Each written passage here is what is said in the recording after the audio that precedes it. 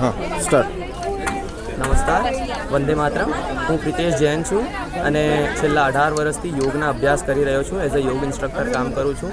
હું ગુજરાત સ્ટેટ યોગ બોર્ડમાં એઝ અ યોગા કોઓર્ડિનેટર ગાંધીનગરનું કામ કરતો હતો પહેલાં, અને અત્યારે પણ યોગની સેવા બજાવી રહ્યો છું. મારી યોગા જર્નીની સ્ટાર્ટ તમને કહું તો એમાં કેવું હતું કે નાનપણમાં હું બહુ બીમાર રહેતો હતો સ્કૂલમાં. એટલે મારી ડ્રોઈંગ ટીચરે મને સજેસ્ટ કર્યું કે તું યોગામાં જોડાય એટલે તારે બીમારી દૂર થાય અને તું છુટ્ટીઓ રજાઓ ઓછી પાડશે.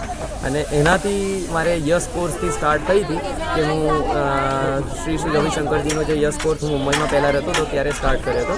અને ત્યારથી આ જર્ની એટલી ગમી છે કે અત્યાર સુધી મેં એને પકડી રાખ્યું છે અને છેલ્લા 18 વર્ષથી એનો અભ્યાસ કરી રહ્યો છું. અને મારી કોશિશ કરું છું કે હું જેટલા લોકો સુધી યોગને પહોંચાડી શકું એટલું પહોંચાડું.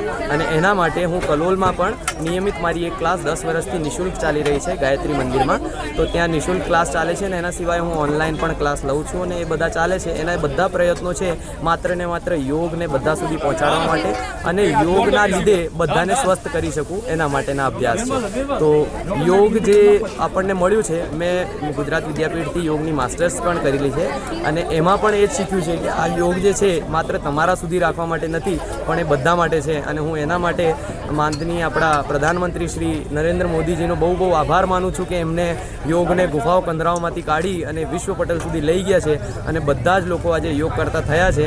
ટચવુડ, મેં છેલ્લા 3 વર્ષથી એક પણ ગોળી લેવાની જરૂર નથી પડી. અને એનો માત્ર ને માત્ર એક જ કારણ છે કે મેં ડેલી મારી જીવનમાં નિયમ બનાવેલો છે કે હું ગમે ત્યાં જાઉં, ભલે હું મારા કોઈ લગ્નમાં બી જાઉં તો પણ મારે એક નિયમ છે કે મારે યોગ કરવાના હોય છે. એટલે ડેલીનો 1 કલાક હું પોતાની જાત માટે કાઢું છું. અને હું બધાને વિનંતી કરીશ આ યોગ દિવસના અને તમારા માધ્યમથી કે તમે પણ તમારા જીવનમાં 1 કલાક તમારી પોતાની જાત માટે કાઢો અને યોગનો અભ્યાસ કરો, જેનાથી તમે સ્વસ્થ રહેશો.